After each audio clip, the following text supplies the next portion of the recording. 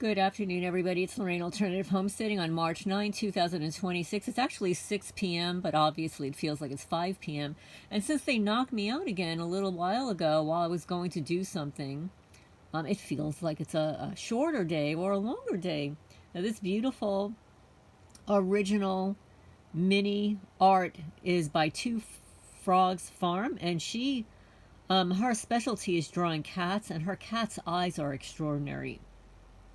So thank you, everybody, for sending me emails, links to articles and stuff. I obviously can't read them all or report on them all. But this one was close to my heart because of real estate mobbing and because this is what happens to women. And Jesse Pelletrain, in several of his recent interviews, when he was asked about who is targeted, and of course one of the first groups of people that are targeted are whistleblowers, people who speak out. And then he said newly divorced women and single women that live alone, of course men as well, but those were at the top of the list. So thank you for the article on why widows and divorced women are targets for retirement scams. This is on the cyberguy.com website or article or whatever. International Women's Day celebrates empowerment, independence, and resilience. However, people rarely talk about the difficult reality. Women navigating major life transition, especially widows and divorced women, have become prime targets for sophisticated financial scams. In fact, scammers often look for people going through emotional or financial change. That is exactly what happened to one woman interviewed by ICE after she lost her husband and turned to online dating. And let me tell you, there are a lot of dating scams all over the world, you know. Stories like this highlight an uncomfortable truth. Romance scams do not succeed because victims are careless. Instead, scammers carefully identify potential targets and craft messages that feel personal and believable. And increasingly, that targeting begins with data. And I want to know why my house, my property, is the only one amongst all of my neighbors that appears on their public website, property tax website. Now, I was listening to a podcast earlier today, and it says that when your property is listed online, this gives a global property ID, and it shows on the equity grid.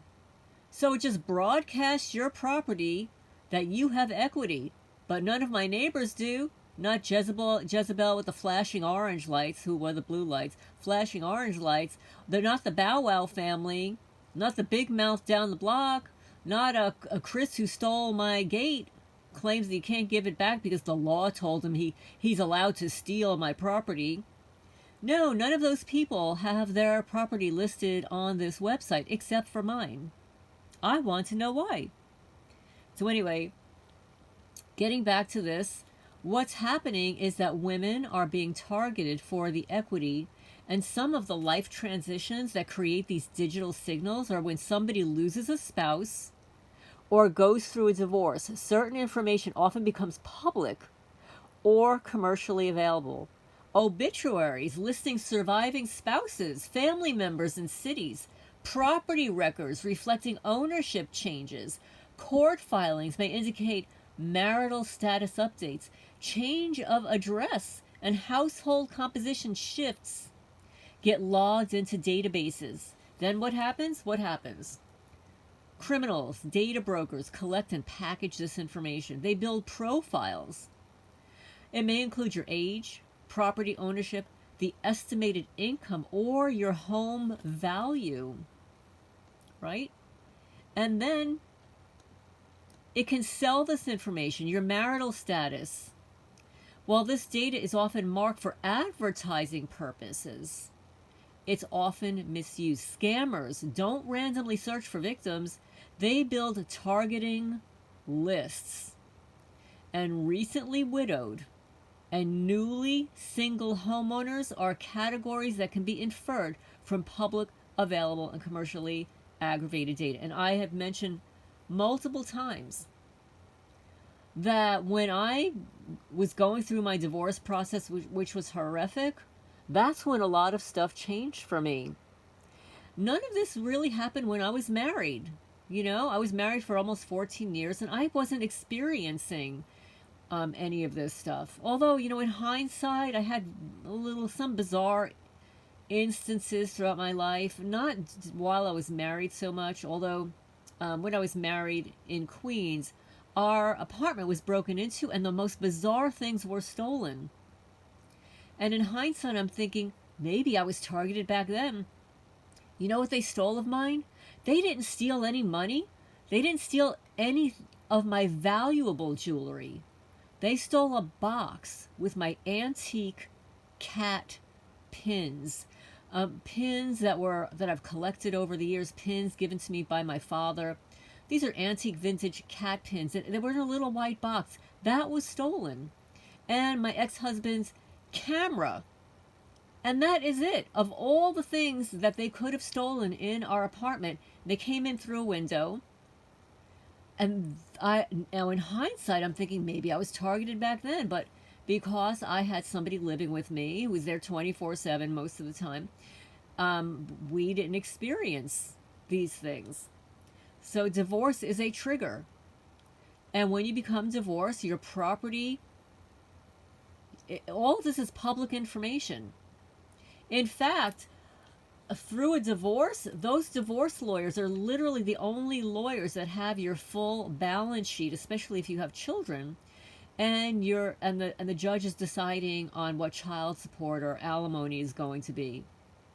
That information needs to be shared, and it's public information, and it's wrong. And then, of course, obituaries fuels the targeting. Obituaries are meant to honor the loved ones, but they can also unintentionally expose personal details like full names of surviving spouses, children, and other residences, city of residence, and sometimes even maiden names. Scammers scrape obituary websites and cross-reference them with people search databases. Within days, they can identify surviving spouses, locate their addresses, and find phone numbers. There are fake investment pitches, impersonation scams. Like they actually stole my mother's driver's license, with her photo on it. There could be romance approaches, fraudulent financial advisor outreaches. This is a scammer's paradise. They already know what just happened in your life, and it makes their message feel very personal and believable to you. Then, of course, there's these romance investment hybrids. They're exploding everywhere. And so how does it work? The scammer initiates contact through social media or messaging apps. They build trust over weeks or months. This is like a grooming tactic, right? They introduce like a lucrative investment opportunity. Oh, this happened to me years ago. I mean, I did not fall for it. The victim transfers funds to what appears to be a legitimate platform. Never do that. And then your money disappears. Widows and divorced women are disproportionately targeted because scammers assume they might have a life insurance policy, they might receive life insurance on their spouse, let's say. They might have a retirement savings. The individual is managing finances independently for the first time. And then, of course, they're emotionally vulnerable. That makes relationship building easier. Well, fortunately, I'll say for the fact, I don't have any lucrative investments. I don't have any bank account. So these scams really can cost victims hundreds of thousands of dollars, and the targeting often begins with data broker profiles. And another growing tactic is certified financial planners, retirement specialists, wealth managers, government benefits advisors. They may reference the value of your home, your age, your city, your neighborhood, your marital status. And because the information is correct, it feels like their contact with you is legitimate. But even these fake websites, even LinkedIn profiles, credentials reinforce the credibility. Which is why do not even post on Facebook anymore, other than occasional articles and stuff. I hardly post on Twitter except for my cat rescue. I just don't even go on social media anymore except for YouTube. So these data exposures expose your home address, your phone numbers, names of relatives, property ownership history. So here in Jackson County, Kentucky, they are exposing me to scams because I'm the only one. My property is the only property listed on their public database. None of my neighbors are. They're all hidden. So how do you reduce your risk? Be cautious about unsolicited investment offers. Verify credentials. Never transfer funds based upon online relationships, and limit how easily your personal information can be found. And yeah, so guys, they will be getting a letter from me that they need to be removing my name and my property from that database. Otherwise, I'm going to expose the fact that I'm the only one that's on there and none of my neighbors are. If they want my name to be on there, then they need to go and summarily post all of my neighbors, and I will provide the addresses. The addresses whose names are not listed there. They also mentioned, and I was considering doing this. This is not, I'm not advertising for this, but I've seen that there are data removal services like Incogni, and I might actually sign up for it. I don't know. I'm going to consider that. So that's that topic. Now I've got an article here that I would like to read. Let's see if I can find it now. I hope everybody's doing well. It's very sunny here. I really needed to get outside and get some sun on my face. My laptop is moving very, very, very slowly. Oh, and somebody sent me a text message to download Wireshark, my network analysis tool. Thank you. I have heard of it. I haven't done anything with it yet. But thank you for that information. I'm in the process of researching it. So let's see if I can find it now. Oh yes, here it is. Freemasonry. Right, our favorite little topic here. The secret societies and the targeted individual program. And by the way, I was listening to Candace Owens a short while ago, and she was actually talking about the F-Masons. Talking about their symbolism. And their symbolism is wrapped in symbolism, and they live and breathe by symbols. Because, you know, they can't speak directly. They've got to flash those triangles in your face, right? 3333. So this is by, I'm subscribed to the Substack. And by the way, I do have a Substack. I just haven't posted on there since last year. I just haven't had a lot of time. But I do have a Substack. You could find me, Lorraine Valente. So this is by the Wailing Banshee. March 9. Extremely good reading for anyone targeted by police, etc. Oh, and also, you remember Kay Griggs, the military ex-wife of that creepo guy, the Marine, who, you know, in his drunken stupors, he would spill the beans on all the things that he was doing in the military. And he was drunk half of the time while carrying out his orders from the GOV. But she specifically stated that that they were basically taking orders from the mafia. And she specifically mentioned the New Jersey, Brooklyn, which is in New York, mafia. And she said it was the Freemason, New Jersey, and Brooklyn mafia. Interesting. And also Candace Owens mentioned it as well. So this news is spreading quickly. Freemasonry, secret societies, and the targeted individual program. There are strange links between targeted individuals and secret societies because they perform rituals with us.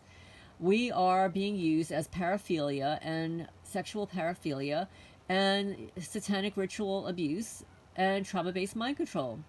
So the Freemasonic slow dagger, and they will deny this if you mention this like in online forums, the slow dagger, the silent dagger, the white glove treatment. These Freemasons that are online, they're like, what are you talking about? They don't know what you're talking about. They gaslight you from here to eternity. The slow dagger, also known as the silent dagger or white glove treatment, is a systemic and covert attack against an enemy of the organization, whether they betrayed secrets of it or in their mere existence stand in the way of their control of society.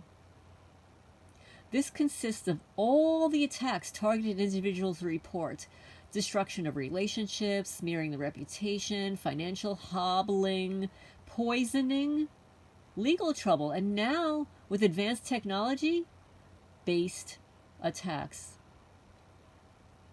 The idea is a slow and torturous destruction of the target, leaving little or no evidence, which is a crock of BS. These criminals, they're narcissists, they always leave evidence behind. They always do. So, this sounds like Zersetzung, doesn't it? Slow and torturous destruction of the target, leaving little or no evidence. It's Zersetzung, the German Stasi technique. Right? Destruction, decomposition, demolition, all those D words, demoralization, demonic, often with confusing tactics to leave even the target unsure of how, why, or who they are being attacked by. Oh, I knew immediately when I moved here, because these criminals give themselves away. They are hollow people. I think I mentioned to you when I moved here, I was living at the top of the hill in my car for 6 weeks.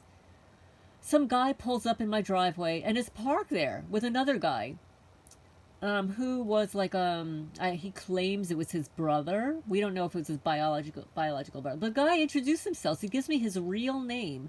I guess he thought that I wouldn't remember it. But he's looking around me like he's looking at my aura. He never looked at me in the eyes. And when I approached his vehicle with a smile on my face, hi, how are you, whatever, he says, why did you approach my car? It's like, you pulled into my driveway. What the hell, You pulled into my driveway. These are how bold and entitled these criminals are. I chatted to him for a while and then left. But he wasn't the first one of these Masonic cult members to trespass my property, looking for information.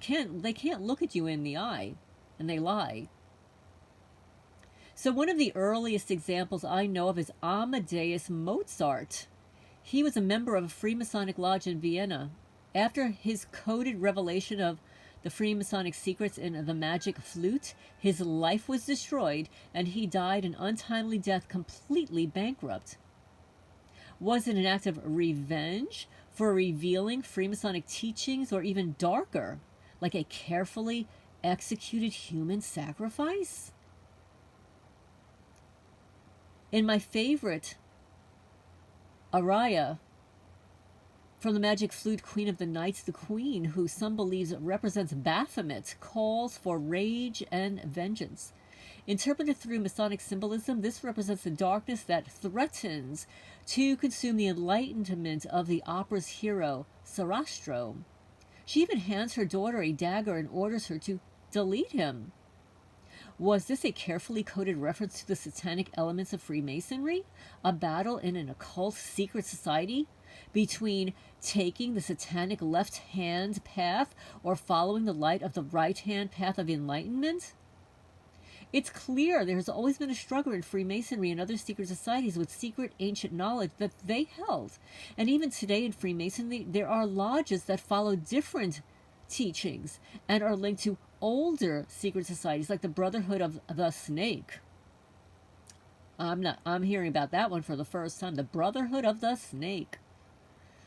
Ultimately, it's clear now that the Luciferian ideals of the left-hand path dominate Freemasonry, and the lower members are kept unaware and misdirected. As members rise to the 33-degree Masons, they're finally taught the true doctrines of Freemasonry, which is anti-Christian demon worship.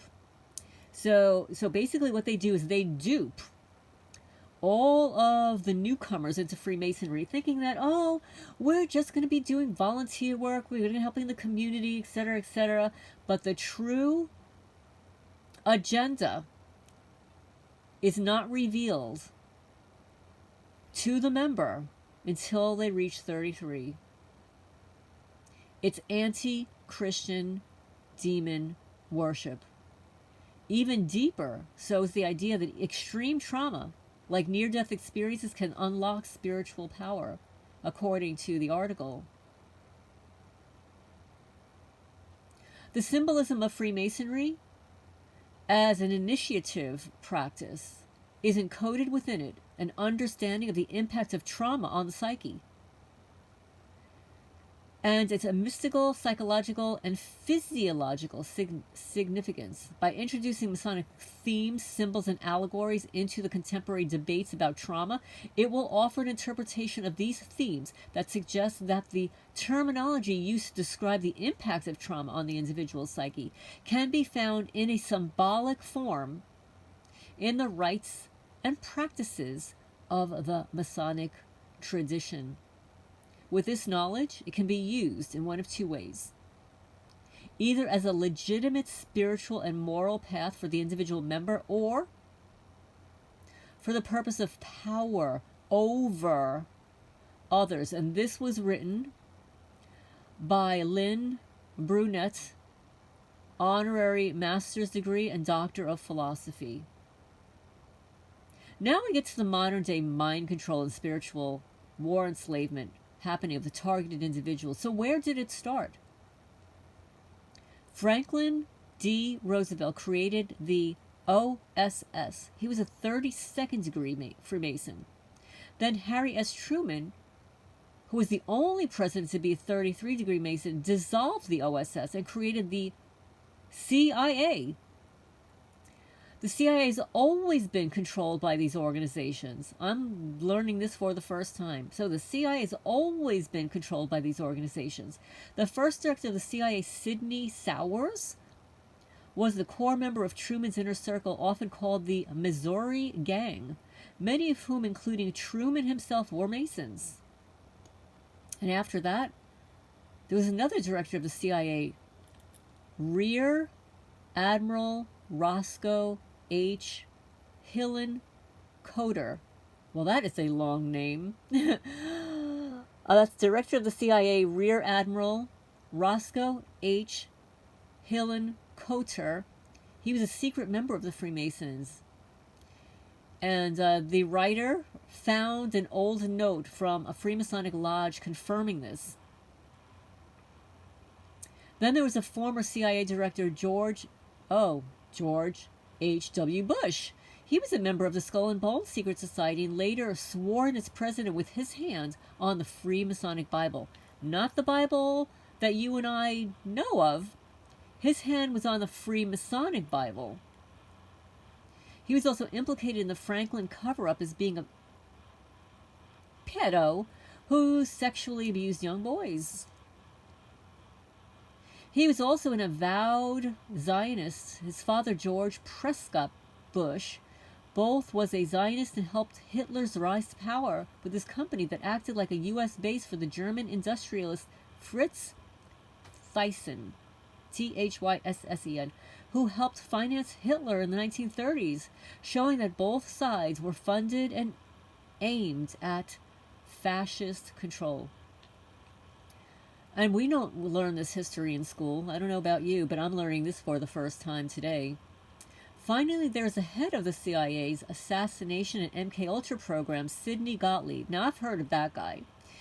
He was the son of Jewish immigrants, and he was given nicknames by his contemporaries as Poisoner in Chief, the Dark Sorcerer. And during his time in the CIA, many CIA officials mysteriously died. He would hold vacation summits, quote unquote, in which he secretly doused them with LSD and questioned fellow CIA to test loyalty. Oh, this is psychopathy right here. Disturbingly, after creating mind control programs that were known to traumatize children, He retired and he became a speech therapist for children. Oh my goodness. While defending lawsuits for decades from family members of his mind control victims. This is exactly what they do. Given the strong links to pedophilia in this mind control program, I believe he was most likely using this as a means to get access to child victims. That's exactly right. Exactly right. Exactly. That's true. Now we get to the true link between secret societies, practicing esoteric knowledge, and the infiltration of government agencies. It's not only a way to ensure state secrecy through ritualistic rites of programming, it provides a means for occult secret societies to use its knowledge to gain control over the unknowing population and feed off of them. When it's understood that the basis of MK Ultra relies on traumatic torture, often sexual in nature, much of what we see in Hollywood, the music industry, organizations like Epstein Ring, it's laid bare. You can see the correlation there. The dark secret of these mind control projects is based on Luciferian kiddo abuse and black magic. In one of the MK Ultra projects, MK Often, now I'm hearing this I'm going to have to look this up. MK Often, OFTEN, the CIA consulted with demonologists, astrologers, and witches to figure out how to use or feed off psychic energy of test subjects. This was redefining their ability to be able to conduct black magic rituals. Oh, I wonder if they targeted me because I'm an astrologer. This also worked off of Project Stargate and Project Gateway. By causing extreme trauma, they believe the brain makes connections to astral realms or demonic entities and adapts to unlock psychic potential, because the neuroplasticity of children, they believe, they have the ability to mold their brain and learn their psychic abilities and create an ability to hold more psychic energy to be fed off of. By creating extreme distress, the astral form of the person is juiced up with energy in effort to fight off the event. This is the reason why satanic ritual abuse is connected to mind control programs. It is the left-hand path method to feed off the suffering of others. In the past, cultures would sacrifice children or a virgin in a very painful way to offer this energy to demons like Moloch or Baal. Now they prolong the suffering with advanced technology, techniques, and we know exactly what that feels like. Corruption of the most pure innocence, like that of a child. Shattering their mind with horrific torture to create a cycle of abuse and molding their psyche to demonic form, inverting their innocence to confusion and evil, allowing for the creation of identity alters, and then of course labeling you schizophrenic, right, after they've tortured you. This leaves them very vulnerable to the psychotic programming of the parasitic ruling class in their eyes. It's just a secondary gain that hides the unbelievable truth of this occult knowledge.